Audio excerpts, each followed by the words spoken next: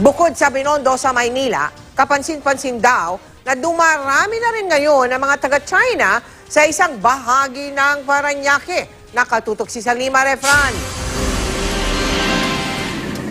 Tuwing tanghali, bahagyang nagsisikip ang daloy ng trapiko sa bahaging ito ng Quirino Avenue sa Parañaque. Sunod-sunod kasi ang dating ng mga van at shuttle. Naghahatid at nagsasakay ang mga ito ng mga empleyadong Chinese ng isang Philippine offshore gaming company. Marami pong sasakyan ng van dito, ma'am. Marami lang na mga establishment, mga Chinese, mga restaurant. Mistulang umuusbong ang isang bagong Chinatown sa lugar. Magkakahilera ang mga Chinese restaurant. May mga Chinese grocery na rin.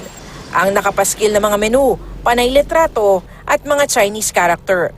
Walang English o Tagalog, bagamat may mga service staff na mga Pilipino. May pumapasok po talagang dito, ma'am, mga Pilipino, mga foreigner din. Halo-halo din po kumakain dito sa amin.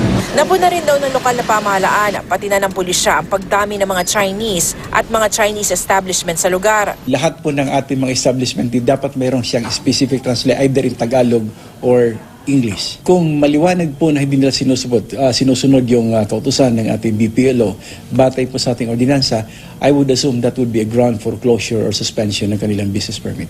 Wala naman daw masama rito at nakakatulong pangaraw sa lokal na negosyo.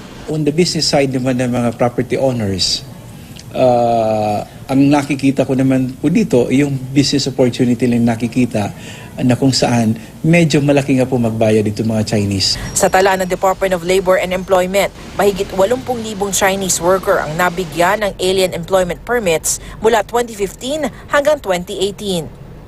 Salima Refran, Nakatutok, 24 Oras.